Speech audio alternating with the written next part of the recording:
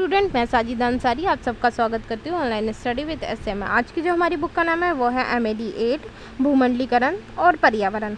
आज का जो हमारा टॉपिक है वो ये है, भूकंप को परिभाषित कीजिए। भूकंप की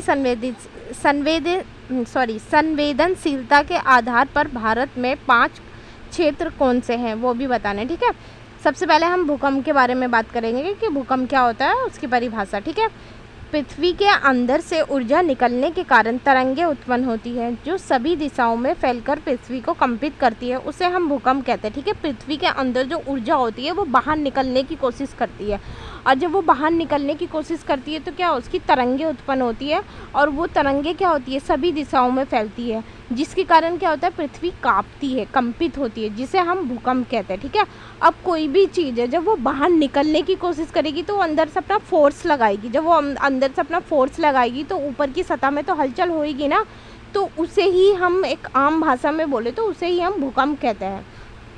भूकंप को अंग्रेजी भाषा में अर्थक्वेक कहते हैं। भूकंप 2 शब्दों से मिलकर बना है, भू प्लस कंप। भू का अर्थ होता है भूमि, कंप का अर्थ होता है कांपना। इस प्रकार भूकंप का अर्थ हुआ भूमि का कांपना या पृथ्वी का हिलना। भूकंप की तीव्रता का जो मापन किया जाता है वो रिएक्टर पैमाने से किया जाता है। ठीक है, वो कौन से पैमाने से कौन से पैमाने से मापा जाता है, वो रिएक्टर पैमाने से मापा जाता है। भूकंप की तीव्रता के कितना कितना कम है कितना ज़्यादा है उसे रिएक्टर पैमाने से मापते हैं हम। भूकंप के कारण। ठीक है, भूकंप किन किन कारणों से होता है, तो ज्वालामुखी के विस्फोटन होने से भी भूकंप होता है। ज्वालामुखी का जब विस्फोट होती है तो वहाँ के आसपास के क्षेत्रों में हलचल होती है। ठीक है, ज्वालामुखी का जब विस्फोट होता है तो उसमें से जो लावा निकलता है तो वहाँ के उसके कारण क्या होता है, वहाँ के जो आसपास के जो क्षेत्र होते हैं उसमें हलचल होती है। ठीक है, वहाँ लावा निकलने से क्या होता है, वहाँ वो चीज़ आसपास के जो क्षेत्र होते हैं वो कंपन होता है वहाँ पर, तो उसे ही हम क्या कहते हैं, भूकंप कहते हैं। तो ज्वालामुखी का विस्फोट भी भूकंप का एक प्रमुख कारण हो सकता है। पृथ्वी का सिकुड़ना। ठीक है, पृथ्वी के सिकुड़ने के कारण भी भूकंप आता है। कुछ वैज्ञानिकों का मानना है कि पृथ्वी अपने जन्म के बाद से सिकुड़ती जा रही है। ठीक है, पृथ्वी के जब जन्म हुआ था उसके बाद से क्या हो रहा है, पृथ्वी सिकुड़ती जा रही है। पृथ्वी की सतह सिकुड़ने पर वह अपनी अवस्था में परिवर्तित होने लगती है और इससे भूमि के आंतरिक भाग में कंपन होने लगती है और जिससे ऊपरी सतह हिलने लगती है। ठीक है, जिसके कारण क्या होता है, ऊपर की सतह हिलने लगती है। जब वो अपनी अवस्था में परिवर्तित होते हैं उससे क्या होता है, भूमि के जो आंतरिक भाग है वो कंपन होने लगता है। जब आंतरिक भाग कंपन होएगा तो ऊपरी सतह हिलेगी। जब अंदर से कोई चीज़ हिलेगी तो उसके ऊपर में भी तो हलचल होगी ना, तो उसके कारण फिर क्या होता है, भूमि खंडों में विभाजित हो जाती है, तो जिसे हम भूकंप कहते हैं।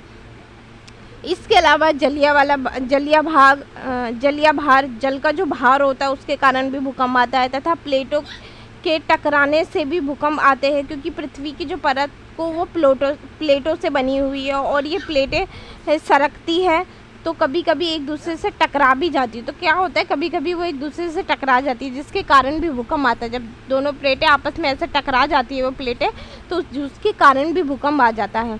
भारत में भूकंप की संवेदनशीलता के आधार पर 5 क्षेत्रों में विभाजित किया गया है। वे क्षेत्र है क्षेत्र 5। ठीक है, ये सबसे अधिक गंभीर भूकंपीय क्षेत्र है। ठीक है, जो क्षेत्र 5 है वो सबसे अधिक गंभीर भूकंप क्षेत्र है और अति उच्च क्षति जोखिम क्षेत्र के रूप में कहा गया है। इन्हें क्या कहा गया है, अति उच्च क्षति जोखिम के क्षेत्र कहा गया है। और क्षेत्र 4 इसे उच्च क्षति, क्षेत्र 5 को क्या गया है, अति उच्च क्षति के। ठीक है, बहुत ज़्यादा नुकसान पहुंचाते हैं, बहुत ज़्यादा, अति उच्च क्षति, इसमें क्या है, ज़्यादा नुकसान पहुंचाते हैं, उच्च क्षति के जोखिम क्षेत्र कहा गया है। 4th में, 3rd में क्या गया, सामान्य क्षति जोखिम क्षेत्र कहा गया। ठीक है, सामान्य क्षति जोखिम होती है वहाँ पर, इतनी बहुत ज़्यादा नहीं होती, सामान्य होती है। और 2nd है, इसे निम्न क्षति जोखिम क्षेत्र कहा गया है। ठीक है, उसमें बहुत कम होती है, निम्न होती है। और जो 1st क्षेत्र है इसे क्षेत्र को बहुत कम क्षति के जोखिम क्षेत्र कहा गया है, कि उसमें बिल्कुल बहुत ही कम होती है प्रभाव। अब भूकंप कोई भी एक प्राकृतिक आपदा वाली आएगी ना, 3 पॉइंट तो तुम्हें लिख ही देने हैं। ठीक है, भूकंप एक प्राकृतिक आपदा है, अब कोई भी हो सकता है, सुनामी एक प्राकृतिक आपदा है, भूस्खलन एक प्राकृतिक आपदा है। तो ये 3 पॉइंट ना कोई भी अगर जो आ जाए और उसके प्रभाव के बारे में अगर जो बात आएगी तो ये 3 पॉइंट तो हर उसमें चल जाएंगे। भूकंप हो, ज्वालामुखी का फटना हो, कोई भी चीज़ हो, बाढ़ हो या फिर कोई भी आपदा हो, तो उसमें हम ये तीनों चीज़ सुनामी हो, कोई भी आपदा हो, तो ये 3 पॉइंट हम डाल सकते हैं एज इट इज़ हर कोई सी भी आपदा में।